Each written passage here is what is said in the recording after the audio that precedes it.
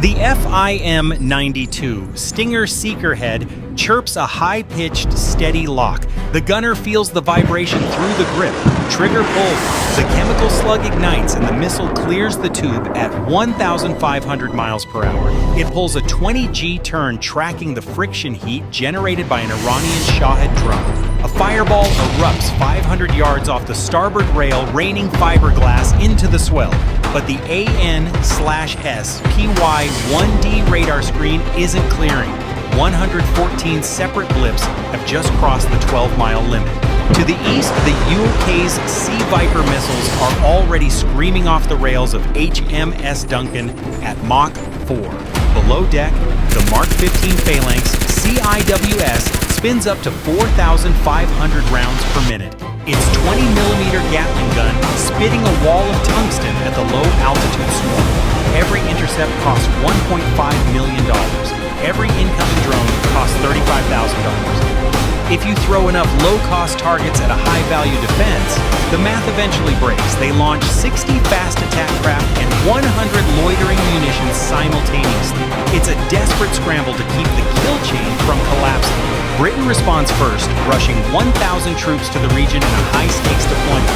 They are sending the Sky Sabre air defense system. The Sky Sabre is a digital predator. Its radar can track a target the size of a tennis ball moving at the speed of sound from 75 miles away. In the opening minutes of the engagement, the Sky Sabre launches the Landscepter missile. The Landscepter uses active radar mode. It doesn't need the ground station to paint the target for it. It thinks for itself. As the Iranian drone swarm crosses the 12-mile limit, the British batteries fire in rapid succession. The cost of each missile is roughly $1 million. The cost of the drone it destroys is $35,000. To win, we have to spend our way into bankruptcy, or we have to find a more efficient way to kill. On the water, HMS Duncan, a Type 45 destroyer, acts as the coalition's quarterback. Its Samson radar sits 100 feet above the waterline, scanning the horizon for the sea-skimming NOR anti-ship missiles. The HMS Duncan is equipped with the Sea Viper missile system. In a span of 30 seconds, the destroyer ripple fires 8 interceptors. The sky over the strait turns into a grid of white smoke and orange flashes, but the swarm is too large. 2 drones slip through the British screen. They are heading for a commercial tanker. We often talk about these ships and missiles as if they are abstract numbers on a budget sheet. But right now, there are 50,000 Americans and 1,000 British troops sitting in a heat watching a radar screen and waiting for a blip that could end their day or their lives. For many of you watching, those aren't just troops. They are your sons, your daughters, or the buddies you served with in the same waters 20 or 30 years ago. The hardware has changed, but the pit in your stomach when the alarm sounds is exactly the same. If you've spent time on the line or have family out there right now, drop a comment below. Let's remind people who is actually behind these machines. The US doesn't do small responses. We have surged 50,000 troops into the theater. This is a massive logistical footprint designed to turn the Persian Gulf into a controlled environment. At the heart of this wall are the Arleigh Burke-class destroyers. These ships are the most capable multi-mission platforms in history, but today they are being pushed to the breaking point. The USS Carney detects the 2 drones that bypass the British screen. The ship's AN/SPY-1D radar identifies them as high-priority threats. The captain has 2 seconds to decide. He doesn't use the million-dollar missiles. He selects the Mark 15 Phalanx close-in weapon system. The Phalanx is a 20mm Gatling gun that fires 4,500 rounds per minute. It creates a wall of lead in the path of the incoming drone. The 20mm armor-piercing tungsten sub-projectiles shred the first drone at 500 yards. The second drone, however, has a more sophisticated flight profile. It dips low using the wave clutter to hide from the radar. It impacts the side of a coalition support ship. The explosion isn't enough to sink the vessel, but it's a hard-win moment. The deck is on fire. Sailors are scrambling. The enemy has drawn blood. The invincibility of NATO air defense has been punctured. This isn't a recruitment video game. This is a war of attrition. The U.S. counters with the RIM-174 Standard Extended Range Active Missile. This is the Swiss Army knife of the Navy's arsenal. It can hit a plane, a boat, or even a ballistic missile in its terminal phase. We fire 4 SM-6 missiles from the vertical launch cells. These missiles travel at 2,600 miles per they don't just hit the targets, they vaporize them through sheer kinetic energy release. But for every missile we fire, the Iranians launch another dozen drones from hidden sites along the coast. While the destroyers are fighting the loud war, Navy SEALs and Delta Force are fighting the quiet war. The goal is to stop the swarm at the source. SEAL Team 6 operators deploy from a combat craft assault. The CCA is a stealthy high-speed boat that sits low in the water, making it nearly invisible to Iranian coastal radar.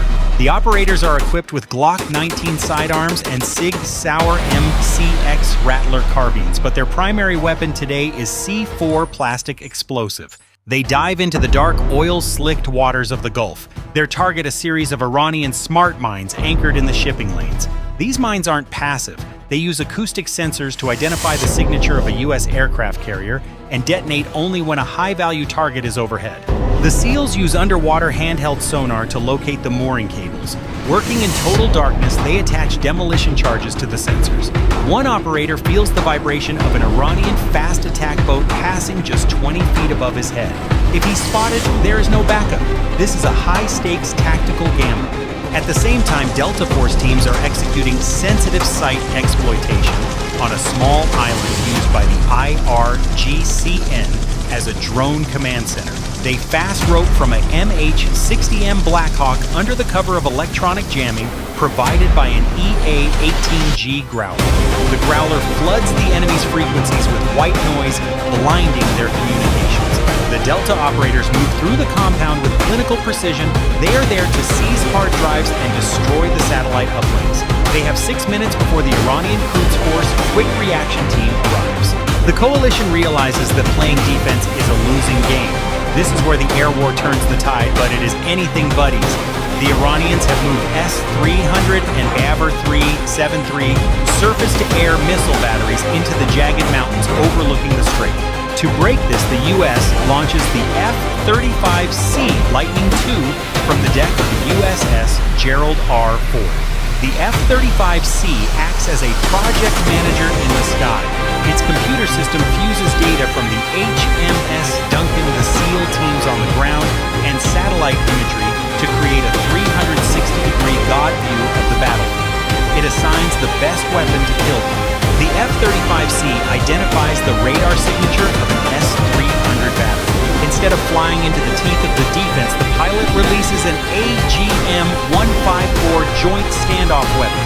The JSOW is a glide bomb with a range of 70 miles.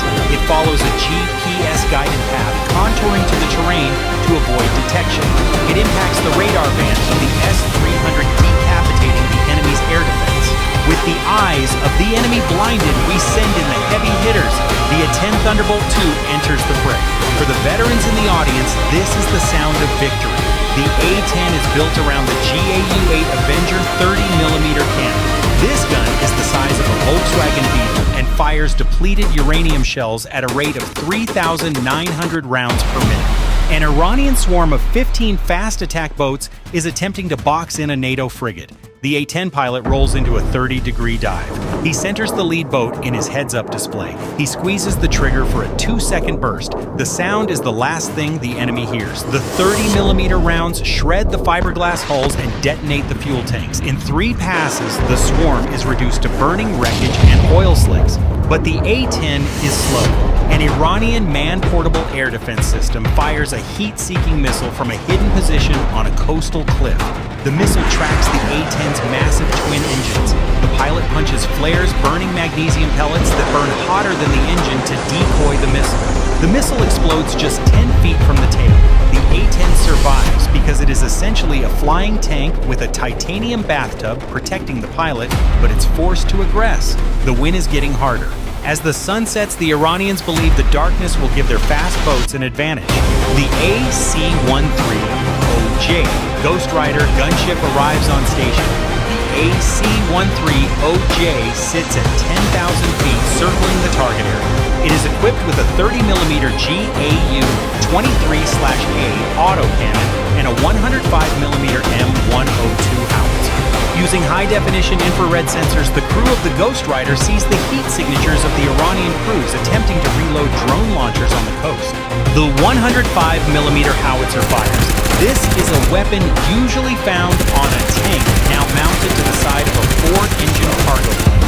The shell impacts the launcher with the force of a high-speed train hitting a brick wall. There is no near miss with a 105mm round. The kinetic release is absolute. To support the ground teams, the AC-13OJ also drops GBU-39 small-diameter bombs. These are 250-pound precision-guided munitions that can glide for 40 miles. They hit specific targets, ammunition crates, fuel bladders, communication nodes with a circular error probable of less than 3 feet. Here is the additional beak formatted in place between Beak 5 and Act 3. It focuses on the integrated defense systems mentioned in the sources, maintaining the hard wind structure with a mix of technical and dramatic styles. The engagement reaches its fever pitch as the Iranian coastal batteries realize their fast attack craft have been decimated. They play their final card, a coordinated volley of Sumar cruise missiles. These are not drones. They move at 500 miles per hour, hugging the wave tops to stay below the radar lines. This is the moment the British Sky Saber rushed to the field to prevent it. On the ground, the British Giraffe AMB radar, the eyes of the Sky Saber system, is spinning at 60 revolutions per minute. It identifies the incoming threat 60 miles out. The technical logic of NATO's Link 16 data network takes over. The American Arleigh Burke destroyers provide the long-range tracking data, feeding it directly into the British firing units. The Americans see it, but the British will kill it. The Sky Saber launches the Land Scepter, also known as the CAMM. The launch is cold. A compressed air piston ejections the missile 30 feet into the air before the rocket motor ignites. This prevents the launch site from being instantly targeted by enemy infrared sensors. The first Land Scepter streaks toward a Sumar missile. At 10 miles out, the Iranian missile executes a pre-programmed jink maneuver, diving even lower. The British system compensates in microseconds. The Land Scepter uses active seeker technology, meaning it doesn't need to be guided by the ground radar anymore. The two missiles collide 5 miles from the coalition's primary fuel depot. The explosion is a blinding white sphere on the infrared monitors, but the win is hard. A second Sumar is detected late due to a malfunctioning NATO sensor. The Sky Saber operator has to override the automated sequence and manual track the target. The Land Scepter leaves the rail. It intercepts the cruise missile just 1,200 yards from the target. The shockwave rattles the windows of the command center. The system is pushed to its absolute thermal limit. The radar cooling units are screaming.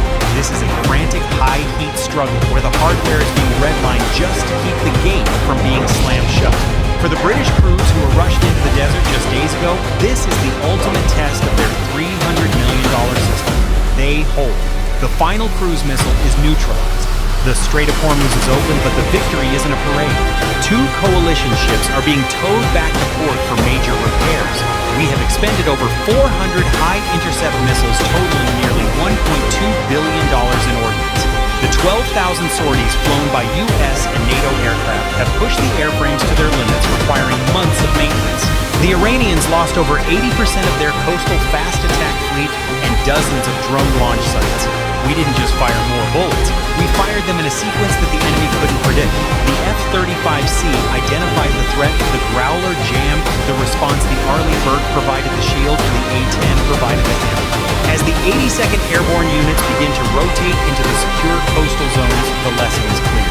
Technology is a force multiplier, but it is the coordination, the seamless handoff between a British radar technician and an American gunship pilot that actually wins the day.